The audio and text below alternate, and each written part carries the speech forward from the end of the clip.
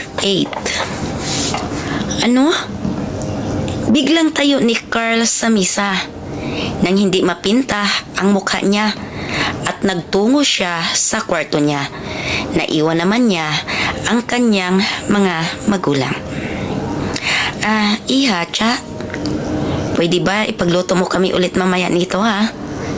Gustong gusto ko talaga kasi itong mga niluluto mo sa amin ngayon. Pagre-request naman ni Doña Clara kay Cha. Sige po, Doña Clara. Mama, saad ni Cha kay Doña Clara. Good. Bueno, aalis muna kami ng papa mo. May puntahan lang kami. Importante kasi kaya maiwan mo na kayo dito sa bahay, okay? Paalam ni Doña Clara kay Cha. Sige po. Simpleng saad naman ni Cha kay Doña Clara. Sa mga oras na yon, kinabahan si Cha. Dahil inisip niya, baka naman kumprontahin na naman siya ni Carl. Buti naman, umalis sila Doña Clara. Ano kaya kung uuwi ako sa bahay? Sa isip-isip naman ni Cha. Kaya naman sa mga sandaling iyon, dali-dali siyang nag-ayos. Pinaalis niya muna sila si Doña Clara at si Don Berting at saka naman siya umalis at lumabas ng bahay. Patungo itong pauwi sa kanila. Manang, pagtatawag naman ni Carl sa kanilang mga katulong. Nakita niyo ba si Cha? Hinahanap niya ito kasi hindi na niya makita simula nung umaga na tumayo siya ng hapagkainan. Oo sir. Nagpaalam sa akin. Kapag hanapin daw po siya ni Doña Clara ay sabihin ko daw po na umuwi lang siya. Saad naman ng katulong nila ni Carl. Ganun ba? Sige manang, salamat. Buti naman, umalis ka ring babae ka sa pamamahay namin. Saad ni Carl sa kanyang sarili. Kaya naman naisip ni Carl na tawagan niya ang kapatid ni Cha na si Shen, ang dating nobya niya. Ringing ang cellphone ni Shane.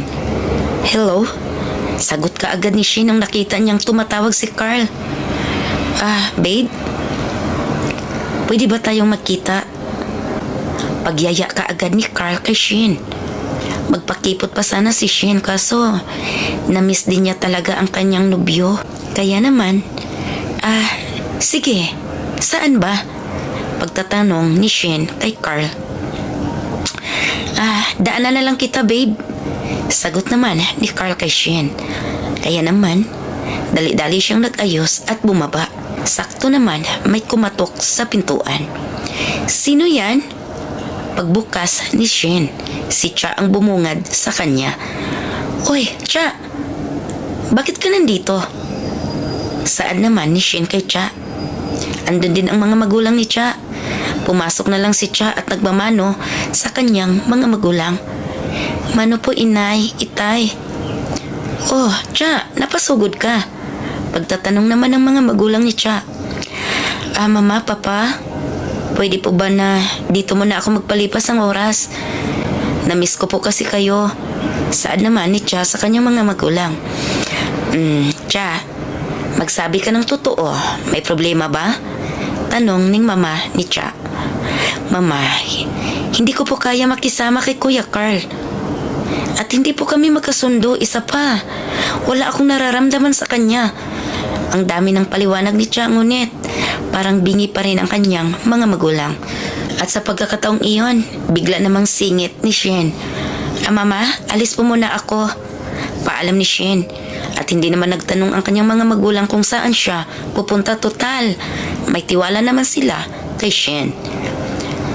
Sa medyo di kalayuan nakapark ang sasakyan ni Carl habang hinihintay niya si Shane. At nang ando na siya, papalapit. Biglang lumapit si Carl sa kanya, sinalubong niya ito. Yakap at halik ang pinagsaluhan nila ni Carl at Shane. Babe, namiss kita. Saad ni Carl ang pabulong kay Shane. Kaya naman, namiss din kita, babe. At ang dami nating pag-usapan. Pero tika, doon muna tayo sa kundo ko. Yung bahay na para sa'yo, dapat ikaw lang ang dadalhin ko doon. saad ni Carl kay Shane, kaya naman umalis ang dalawa. Sa di kalayuan, nakatanaw pala si Cha sa dalawa na umalis, na hindi niya alam ang kanyang pakiramdam. Sobrang kirot ng kanyang puso na parang gusto niyang magalit kay Shane at kay Carl. Bakit ganito ang nararamdaman ko? Diyos ko, mahal ko si Kuya Carl. Habang hawak ni Cha ang kanyang dibdib, ramdam niya ang bilis ng tibok nito, na halos gusto niyang habulin ang dalawa. Pero nilabanan niya ang mga pakiramdam na ganon. Oy Cha, tulala ka dyan. Sino bang tinitingnan mo? Pagtatanong ng ina ni Cha. Inay? Nagulat si Cha. Hindi niya alam ang kanyang isasagot sa kanyang ina, na nakita niya ang kanyang ate Shane at ang kanyang asawa na umalis. Wala inay. Namiss ko lang talaga kasi ang lugar natin. Kaya ito, nilibot-libot ko ang aking mga mata. Pagulat naman na sagot ni Cha sa kanyang inay. Ganun ba? Bueno, ihinanda kita na makakain. Tumungo ka na lang sa misa. Saan ang ina ni Cha? Sige po inay. Samantala si Shane at si Carl. Wow babe, lalo gumaganda ang unit mo Parang gusto ko tuloy tumira na dito. Pagbibiro ni Shane kay Carl. Kaya naman tuwang-tuwa si Carl. Bigla niyang binuhat si Shane at dinala agad sa kama. Sa sobrang sabik ito sa nobya. Babe, agad sinunggaban ng halik si Shane ni Carl. Kaya naman walang duda si Shane kay Carl na sobra talaga siyang mahal nito. Kaya naman sa mga oras na yon, bumigay din si Shane. Hindi na niya ramdam ang pag-alis ni Carl ng kanyang mga saplot, hanggat magkasalo silang dalawa sa init ng kanilang katawan. Tanging dingding lang ang nakarinig sa kanilang mga ingay, at sabay nila pinagsaluhan ang mga oras na yon, hanggat sa naabot nila ang langit.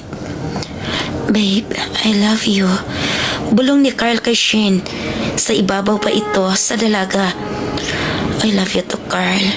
Sad ni Shane, ngunit sa kabilang banda, sobrang guilty si Shane sa kanyang ginawa sa kanyang kapatid, dahil ang kasama niyang lalaki ngayon ay asawa ng kanyang kapatid. Babe, nag-alala tuloy ako. Kasi alam ko na mali ang ginawa natin. Saan ni Shane kay Carl? Babe, alam naman ni Cha na hindi ko siya mahal. At isa pa, alam naman niya na ikaw talaga ang girlfriend ko. Ito kasing si Cha Sinamantalahan ako nung nalasing ako. Imaginin mo yun. Nagising na lang ako sa tabi niya nang hindi ko nga alam na may nangyari sa amin. Kaya ayan tuloy. Nung umaga, nakita mo kami. Nakita ng magulang mo. Ipinakasal kami. Kaya, paano yun? Paano tayo? Pagkikwento ni Carl kay Shane. Nakikinig naman si Shane. Hayaan mo na babe. Hindi naman natin pareho ginusto ang mga nangyayari. Pero di bale ang mahalaga.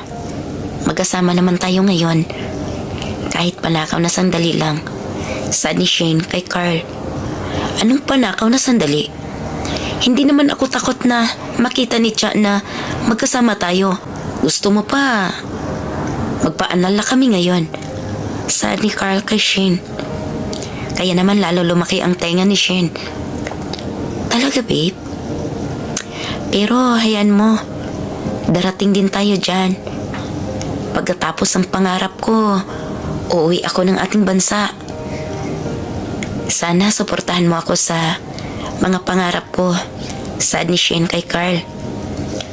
Sure naman babe. Gusto mo, samahan pa kita sa ibang bansa. Para naman, maipakita ko sa'yo na sobra talaga ang pagsuporta ko sa'yo. Siyempre, ako yung number 1 fan mo. Sad naman ni Carl kay Shane. Bueno babe, alis na tayo.